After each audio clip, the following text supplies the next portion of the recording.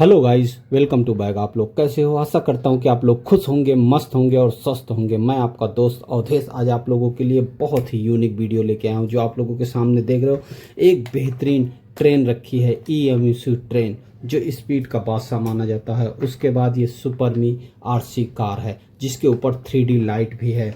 और उसके बाद ये आप लोगों को फैशन बॉय लेके आया हूँ, जिसमें ये यूनिक बल्ब लगे हैं और बहुत ही बढ़िया डांस करता है। और उसके बाद आप लोगों का चहेता मनपसंद इंडियन आर्मी टैंक है।